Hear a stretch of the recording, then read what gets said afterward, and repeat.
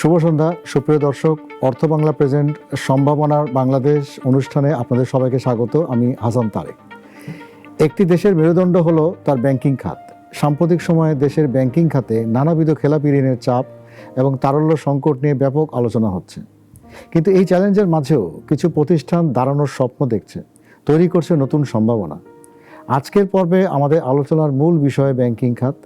Bangladesh Commerce Bank limited সরকারি ও বেসরকারি যৌথ মালিকানায় এই ব্যাংকটি বর্তমানে চ্যালেঞ্জগুলো কাটিয়ে কীভাবে দেশের অর্থনীতিতে ইতিবাচক ভূমিকা রাখতে পারে এবং গ্রাহকদের আস্থা আনছে তা নিয়েই আমরা আজ কথা বলবো। আজ স্টুডিওতে আমাদের সাথে অতিথি হিসেবে উপস্থিত আছেন জনাব মোহাম্মদ ওবায়দুল হক, ব্যবস্থাপনা পরিচালক ও CEO Bangladesh Commerce Bank Limited. 2026 সালের 9 এপ্রিল ব্যাংকটির সিও হিসেবে উনি দায়িত্ব গ্রহণ করেন। এর আগে তিনি দীর্ঘ সময় বাংলাদেশ ব্যাংকে কর্মরত ছিলেন এবং সেখান থেকে এক্সিকিউটিভ ডিরেক্টর হিসাবে দায়িত্ব পালন করেছেন।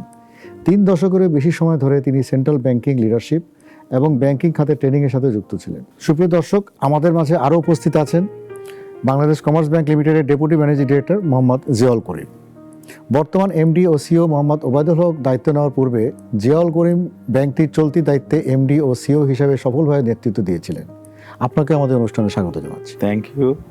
জনাব ওবায়দুল হক সাহেবকে প্রশ্ন করতে চাই যে বাংলাদেশ কমার্স ব্যাংক প্রতিষ্ঠার ঐতিহাসিক পটভূমিটা এই সম্পর্কে যদি আপনি দর্শকদের কিছু বলেন।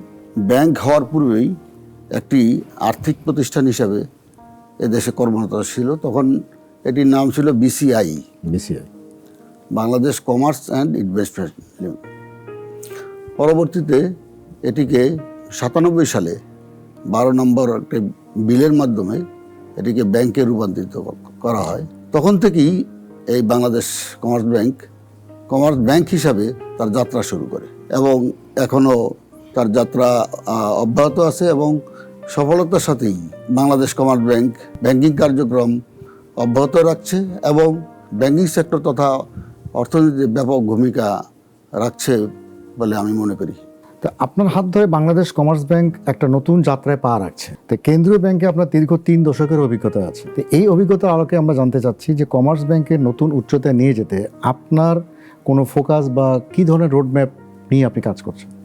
প্রথমে আমি 9 এপ্রিল 2026 সালে এখানে যোগদান করি এবং যোগদানের পরেই আমি একটি রোডম্যাপ ঘোষণা করেছি। ইতিমধ্যেই আমাদের যেটা কর্মকর্তা কর্মচারীদের মাঝে আমি ঘোষণা করেছি। তা আমাদের রোডম্যাপটি হলো এরকম, সেটি হলো যে ইতিপূর্বের যে অভিজ্ঞতা, আমার কেন্দ্রীয় ব্যাংকের অভিজ্ঞতা বলেন, ব্যাংকিং সেক্টরের অভিজ্ঞতা বলেন, দীর্ঘ অভিজ্ঞতায় আমি দেখেছি কর্পোরেট ঋণগুলো, বিশেষ করে বড় বড় ঋণগুলো যেগুলিকে আমরা কর্পোরেট ঋণ বলি এবং দীর্ঘমেয়াদী ঋণ, এই কর্পোরেট ঋণ এবং দীর্ঘমেয়াদী ঋণের ক্ষেত্রেই আমাদের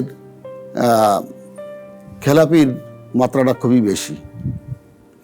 কিন্তু ছোট ঋণ, যেটাকে আমি সিএমএসএমই বলি, এবং নারী উদ্যোক্তাদেরকে যদি আমরা ঋণ দেই, রিটেল ব্যাংকিংয়ে যদি ঋণ দেই, কৃষি ঋণ দেই, ছোট ছোট কৃষি ঋণ দেই, সেক্ষেত্রে দেখা গেছে সেখানে খেলাপি ঋণের মাত্রা খুবই কম।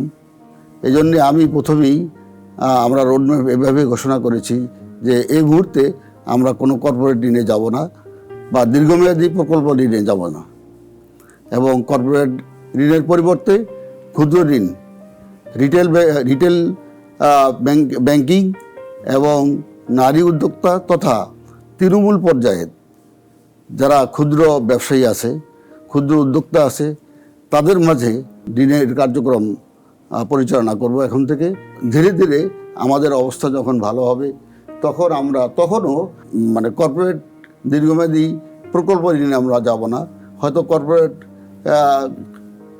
কোনো প্রতিষ্ঠানকে আমরা চলতি ঋণ প্রদান করব এবং সেটা স্বল্পমেয়াদী, সর্বোচ্চ 1 বছরের জন্য। এভাবে যদি আমরা ঋণ কার্যক্রম পরিচালনা করি, শুধু আমরা নয়, সকল ব্যাংক যদি এভাবে ঋণ কার্যক্রম পরিচালনা করে, তাহলে এদেশের তৃণমূল পর্যায় থেকে আমার অর্থনীতির যে মেরুদণ্ড, এখন ভঙ্গুর যে অবস্থা, সেই অর্থনীতির মেরুদণ্ড আবার শক্ত হয়ে দাঁড়াবে এদেশে। কিন্তু সেক্ষেত্রে কি একটা প্রশ্ন থেকে যায় না যে আপনারা যদি বিগ ইনভেস্টমেন্টে না যান, কর্পোরেট ইনভেস্টমেন্ট না যান, শুধু এসএমই দিয়ে কি আপনার এই কমার্স ব্যাংকে ঘুরে দাঁড়াতে সক্ষম হবে? ঘুরে দাঁড়ানোর জন্য এটাই একমাত্র পথ। কারণ কর্পোরেট ঋণে, আমি দীর্ঘমেয়াদী ঋণে, আপনি জানেন যে আমরা যে আমানতগুলি সংগ্রহ করি, এগুলি ক্ষুদ্র আমানত এবং স্বল্পমেয়াদী, সর্বোচ্চ 1 বছর মেয়াদী। আপনি যেটা বলছেন যে কর্পোরেট ঋণ বা কর্পোরেট ঋণে আমি চলতি মূলধন দেব, আমি প্রকল্প ঋণ হয়তো দিব না, আমরা প্রজেক্ট লোন হয়তো আমরা দিতে না দেওয়ার পক্ষেই আমি, মানে যেটা দীর্ঘমেয়াদী প্রকল্প ঋণ দেওয়ার আমি না দেওয়ার পক্ষে। কারণ সকল ব্যাংক আপনি দেখেন যে ব্যাংকগুলো এখন মানে ঋণ খেলাপিতে জর্জরিত, এবং সবগুলো দেখবেন যে 80%ই আপনার কর্পোরেট ঋণ। ক্ষুদ্র ঋণের 90% এখন খেলাপি মুক্ত, কিন্তু আর 90% কর্পোরেট ঋণই খেলাপি ঋণ। তো এই অভিজ্ঞতার আলোকে আমি যেটা চিন্তা করেছি যে যদি কমার্স ব্যাংকে এই ভঙ্গুর অবস্থা থেকে, এই যে এখন যে খারাপ অবস্থা থেকে ভালো অবস্থার দিকে নিয়ে যাওয়ার জন্যে এটা ছাড়া বিকল্প নেই। জিয়াউল করিম সাহেবকে একটু জানতে চাচ্ছি যে ব্যাংকিং খাতে সুশাসন ও উন্নয়ন অগ্রযাত্রায় বাংলাদেশ কমার্স ব্যাংকের আপনার কি পরিকল্পনা আপনারা গ্রহণ করেছেন? ব্যাংকের অন্যতম গুরুত্বপূর্ণ অংশ, যদি সুশাসন না থাকে তাহলে ব্যাংকের পক্ষে কোনোভাবে টিকে থাকা সম্ভব হয় না।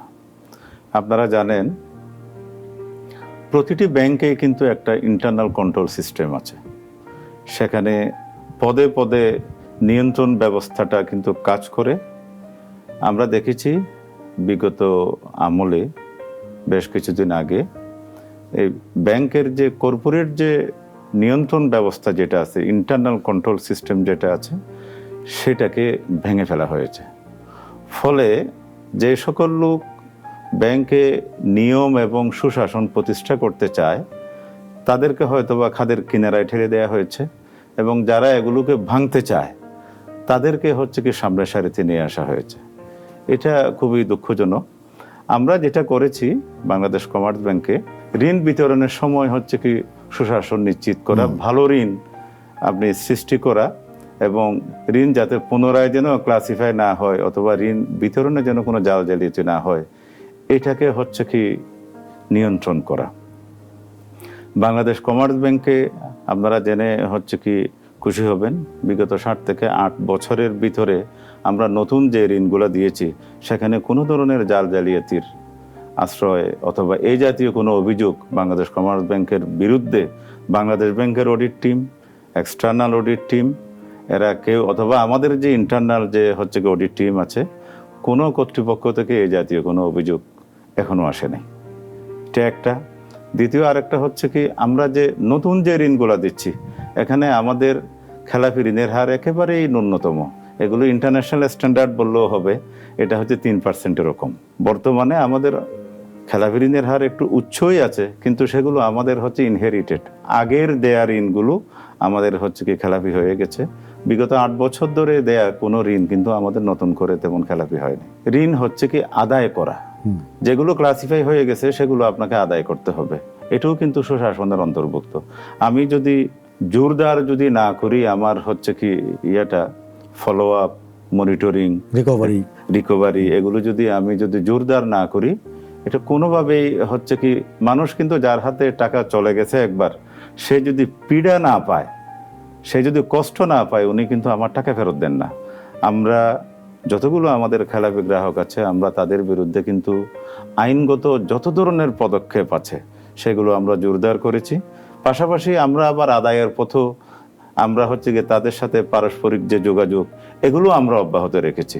অব্যাহত রেখে আপনি জেনে খুশি হবেন আমাদের, যেখানে 5ই আগস্টের পরে সারা বাংলাদেশে প্রায় সকল ব্যাংকে, আমি বলবো যে প্রায় 85% ব্যাংকে কিন্তু খেলাপি ঋণের হার এমনভাবে বেড়েছে যেটা আমরা কখনো কল্পনাও করি নাই। ছিল 12% খেলাপি ঋণের হার, সেটা হয়ে গেছে 96% অথবা 97%। এরকমই কিন্তু আমরা রিপোর্ট আপনাদের মাধ্যমে পেয়েছি, পত্রপত্রিকার মাধ্যমে পেয়েছি। আপনারা জেনে আনন্দিত হবেন, বাংলাদেশ কমার্স ব্যাংক কিন্তু এই সময়ের মধ্যে প্রায় 15% হচ্ছে কি আমাদের খেলাপি ঋণের হার কমাতে সক্ষম হয়েছে। জনাব ওবায়দুল হক সাহেব, এই ব্যাংকটির আরেকটি বড় সংকট হলো যে উচ্চ খেলাপি ঋণ এবং অন্যান্য আর্থিক প্রতিষ্ঠানের কাছে আটকে আছে প্রায় 1600 কোটি টাকা।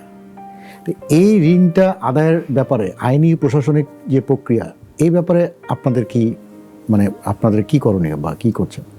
ব্যাংকিংয়ের মূল মন্ত্র হলো বড়োয়ার সিলেকশন। বড়োয়ার সিলেকশন যদি ভুল হয় তাহলে একটা ব্যাংক কোনোদিনই টিকতে পারবে না। কারণ বড়োয়ার হলো ব্যাংকের মূল চালিকা শক্তি। কারণ আমরা আমানত গ্রহণ করি, এই আমানতের বিপরীতে আমরা সুদ প্রদান করতে হয় আমাদেরকে। সেই আমানতের টাকা আমি যার কাছে আবার বিনিয়োগ করব, সে বড়োয়ার, তাকে আমরা বড়োয়ার বলি ব্যাংকিংয়ের ভাষায়। সে যদি ভালো না হয়, সে যদি সেখানে যদি সিলেকশনে যদি আমার কোনোভাবে ভুল হয়, তাহলে আমি আমার বিনিয়োগটা লাভসহ ফেরত কখনো পাবো না। তো ইতিপূর্বে আপনি যেই অ্যামাউন্টটার কথা উল্লেখ করেছেন, সেখানে আমাদের বড় ধরনের একটা ভুল ছিল। কারণ এই প্লেসমেন্ট বা এই বিনিয়োগটা সম্পূর্ণভাবে, অর্থাৎ বড়োয়ার এই যে সিলেকশনে আমাদের বড় ধরনের একটা ভুল ছিল। ইতিপূর্বের যে ম্যানেজমেন্ট, আমি বলবো এটা বড় ভুল করেছে। এবং আপনারা জানেন যে ফান্ডটা আমাদের আটকিয়ে আছে, যাদের মাধ্যমে, যে ব্যাংকগুলোর মাধ্যমে এগুলি আটকে আছে, আর্থিক প্রতিষ্ঠান এবং ব্যাংক দুই খাতেই মিলে এই আজকে 1600 কোটি টাকা আমাদের আটকে আছে।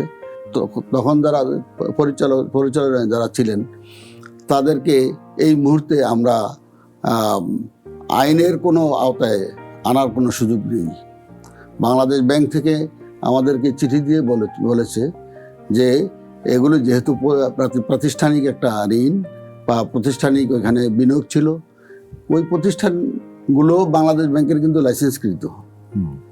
আপনারা জানেন সম্মিলিত যে 5টি ব্যাংক, এগুলি সবগুলি কিন্তু বাংলাদেশ ব্যাংকের লাইসেন্সের, এবং আর্থিক প্রতিষ্ঠানগুলো বাংলাদেশ ব্যাংকের লাইসেন্সধারী। তো তাদের বিরুদ্ধে আমরা আইনি কোনো ব্যবস্থা নিতে পারবো না। আমরা তাদের থেকে এটা আদায়ের পারসুয়েশন আমরা করছি এবং বারবার তাদেরকে চিঠি দিচ্ছি। তারা বলছেন যে তাদের অবস্থা ভালো হলে তারা এটা আমাদেরকে ফেরত অবশ্যই দিবেন। কিন্তু এই মুহূর্তে এই টাকার উপরে যে মুনাফা যেটা আসে বা সুদ যেটা আসে, লাভ যেটা, এটা আমরা আমাদের ব্যালেন্স শিটে আমরা দেখাতে পারছি না। বাংলাদেশ ব্যাংক আমাদেরকে বলেছে যে এই লাভ আপনারা দেখাতে এখন প্রয়োজন নাই, এবং এর বিপরীতে আপনাদের প্রভিশনও রাখার দরকার নেই। এই ব্যাংকগুলোর অবস্থা যখন ভালো হবে বা এই আর্থিক প্রতিষ্ঠানগুলোর অবস্থা যখন ভালো হবে, তখন বাংলাদেশ ব্যাংকের সহযোগিতায় আমরা বাংলাদেশ ব্যাংকেরই নীতি পলিসির মধ্যে দিয়ে এইটা আদায়ের সক্ষম হব। তো বর্তমান সময়ে আপনার সাধারণ গ্রাহকদের মধ্যে ব্যাংকিং খাত নিয়ে যে সবচেয়ে বড় প্রশ্নটি এখন বিরাজ করতেছে, সেটা হচ্ছে যে আমার টাকা কি নিরাপদ থাকবে ব্যাংকে? যে কোনো ব্যাংকেই রাখি না কেন, এটা আপনার ব্যাংকে হোক অন্য কোনো ব্যাংকে হোক, এই যে গ্রাহকদের যে একটা আস্থাহীনতা বা একটা আপনার যে সংশয়, এটা নিয়ে কি আপনারা কি রেগুলেটরি বা বাংলাদেশ ব্যাংকের সাথে বা এই ধরনের কোনো এটা সমাধানের জন্য এরকম কোনো প্রচেষ্টা কি নিয়েছেন ব্যাংকের পক্ষ থেকে, বা গ্রাহকদেরকে আস্থা ফেরানোর জন্য? জনগণের আস্থা বা ট্রাস্ট যদি না থাকে, অর্থাৎ জনগণের সঞ্চিত অর্থ নিজের আপনজনের কাছে না রেখেও মানুষ ব্যাংকে গিয়ে অ্যাকাউন্ট করে টাকাটা জমা রাখে, সেখানে যদি আস্থার সংকট থাকে, তাহলে তো সে তার ওই সঞ্চিত অর্থ কখনো ওই ব্যাংকে রাখবে না। যেটা ইতিপূর্বে জিয়াউল করিম সাহেব বলেছেন যে ইতিমধ্যে আমাদের নতুন যে গভর্নর মহোদয় দায়িত্ব নিয়েছেন, বাংলাদেশ ব্যাংক এবং সরকার মিলে এখন যে কার্যক্রমগুলি গ্রহণ করেছে, যে বন্ধ কলকারখানা কীভাবে চালু করা যায়, এবং বন্ধ কলকারখানা চালু করলেই আজকে কি হবে, এমপ্লয়মেন্ট হবে, এমপ্লয়মেন্টের সাথে সাথে সেখানে উৎপাদন হবে, উৎপাদন বাড়লে আমাদের আমদানি হ্রাস পাবে, সেখানে আমাদের ফরেন কারেন্সি সেভ হবে। এই কলকারখানা বন্ধ হওয়ার ফলে আমাদের এক্সপোর্ট অনেক কমে গেছে। কলকারখানাগুলি বন্ধ হওয়ার ফলে আমাদের গ্রোথ কমে গেছে, আমাদের জিডিপি কমে গেছে, আমাদের এমপ্লয়মেন্ট কমে গেছে। এই বন্ধ কলকারখানা যদি আবার চালু হয়, তবে এই বন্ধ কলকারখানা চালু করার ক্ষেত্রে দেখতে হবে যে রাজনৈতিক বিবেচনায়, হ্যাঁ, যাতে কোনো রকম এই কোনো সুবিধা সুবিধা কেউ নিয়ে আবার এই এই অর্থ, এই যে প্রণোদনার এই অর্থ যাতে আবার লোপাট না হয়ে যায়। জনাব মোহাম্মদ জিয়াউল করিম, আপনার কাছে আমার একটা প্রশ্ন আছে যে ব্যাংকটিতে আপনি যখন এমডি হিসেবে দায়িত্ব পালন করেছিলেন তখন সেখানে কিছু পুরনো টাকা, ক্রেডিট ডিভিশন আপনি ছিলেন, তো কিছু পুরনো টাকা আপনার এখনো আটকে আছে, সেটা রিকভারি করার কোনো কৌশল কি আপনি পন্থা কি অবলম্বন করছেন বা বর্তমানে কিভাবে রিকভারি করছেন? আমাদের আসলে নতুন যে শ্রেণীকরণের হার, নতুন ঋণ যেগুলো আমরা দিয়েছি সেখানে শ্রেণীকৃত ঋণের হার একেবারে ন্যূনতম, এটা 3%-এরও কম। তো যেগুলো আছে এগুলো পুরনো। তো পুরনোটা এমন যে এগুলো মানে কোনোটা 20 বছর, কোনোটা 22 বছর, কোনোটা 30 বছর এরকমও আছে। তো আমরা যে কাজটা করছি, অনেক ক্ষেত্রে মামলা ছিল না তাদের বিরুদ্ধে, আমরা তো 2-3 ধরনের মামলা করি। জাল জালিয়াতি অ্যাকাউন্টে হয়েছে, আমরা হয়তোবা আপনার ফৌজদারি মামলা করি নাই, এই ধরনের ছিল। আমরা এগুলো সবকিছু বাছাই করে খেলাপি গ্রাহকের বিরুদ্ধে আমরা আইনগত ব্যবস্থা গ্রহণ করেছি, যার জন্য যেটা প্রযোজ্য। যার ক্ষেত্রে আমার অর্থঋণের মামলা করতে হবে, আমরা তাদের বিরুদ্ধে সেই মামলা করেছি। যাদের বিরুদ্ধে আমার এনআই একটা মামলা করতে হবে, আমরা তাদের বিরুদ্ধে সেই মামলা করেছি। আবার যেখানে জাল জালিয়াতি মামলার করার বাধ্যবাধকতা আছে অথবা মানে এলিমেন্ট আছে, আমরা সেখানে সেই মামলা করেছি। এটার ফলাফল কিন্তু দারুণ। আমরা গত বছর আমার টোটাল খেলাপি ঋণের 8%-এরও বেশি, 8.14% টাকা আমরা কিন্তু নগদ আদায় করেছি। তো বর্তমান যুগ তো ডিজিটাল ব্যাংকিং এর যুগ, তো এখন এই আপনার বাংলাদেশ কমার্স ব্যাংকের ডিজিটালাইজেশনটা কতটুকু আপনারা করতে পেরেছেন রূপান্তরিত? আমাদের ক্ষেত্রে যেটা হচ্ছে কি, ডিজিটাল যে সকল ফ্যাসিলিটিসগুলো আছে বাংলাদেশে, আমরা প্রায় সবকটাই, প্রায় সকল সুযোগ সুবিধা আমাদের গ্রাহকরা আমাদের মাধ্যমে পান। আপনি জেনে খুশি হবেন, আমাদের কিন্তু এটিএম কার্ড আছে, যে ক্রেডিট কার্ড আছে, ডেবিট কার্ড আছে, এগুলো কিন্তু ভিসা লোগোযুক্ত। মানে কেনাকাটা তো করবেনই, আপনি টাকা তো তুলতেই পারবেন এটিএম থেকে। একই সাথে আপনি যদি বিদেশেও যান, আমাদের হচ্ছে কি ডুয়াল কারেন্সি আপনার ক্রেডিট কার্ড আছে, সেটা আপনি ব্যবহার করতে পারবেন। পাশাপাশি আমাদের মোবাইল ব্যাংকিং অ্যাপস আছে, আপনি মোবাইল ব্যাংকিং এর মাধ্যমে সকল সুবিধা, ফান্ড ট্রান্সফার থেকে শুরু করে আপনি সকল সুবিধা নিতে পারবেন। রেমিটেন্স যারা হচ্ছে কি দেশে পাঠায়, তারা যেন আমাদের মাধ্যমে আমাদের আউটলেট যেন তারা ব্যবহার করতে পারে, আমরা এই জন্য বিভিন্ন আন্তর্জাতিক যে হচ্ছে কি রেমিটেন্স এজেন্সিজ আছে, আমরা তাদের সাথে চুক্তি করেছি। তো ফলে এমন কোনো আইটেম নাই, ডিজিটাল আইটেম নাই, যেটা হচ্ছে কি আপনি আমার কাছ থেকে, আমাদের ব্যাংক থেকে পাবেন না। বর্তমানে দেশের সার্বিক অর্থনীতি ও বাংলাদেশ কমার্স ব্যাংকের ভবিষ্যৎ নিয়ে আপনাদের দুজনকেই একই প্রশ্ন করছি। সংক্ষেপে প্রথমে জনাব ওবায়দুল হক, আপনি একটু বলবেন যে বর্তমানে দেশের সার্বিক অর্থনীতি কমার্স ব্যাংকের ভবিষ্যৎ পরিকল্পনা নিয়ে আপনার কি বক্তব্য? প্রথমেই যেটা বলেছি যে আমরা একটা রোড ম্যাপ নিয়ে এগিয়ে যাচ্ছি, সেটি হলো যেটা পুরাতন আমাদের যে ঋণগুলো খেলাপি হয়ে আছে, আমরা প্রথমেই জোর দিচ্ছি সেগুলি রিকভারি করার জন্য। রিকভারির জন্যে দুইটা ব্যবস্থা আছে, একটা হলো আইনি ব্যবস্থা আর একটা হলো পার্চুয়েশন। এবং পার্চুয়েশনের জন্য আমরা জোন ভাগ করে টিম করে দিয়েছি, এবং ওই টিম গিয়ে ঋণ গ্রহীতার কাছে পার্চুই করে নগদ, যে আমাদের ডিএমডি মহোদয় বলেছেন যে আমরা নগদ আদায় করেছি, বিশাল একটা অঙ্ক নগদ আদায় করেছি এটা পার্চুয়েশনের মাধ্যমে।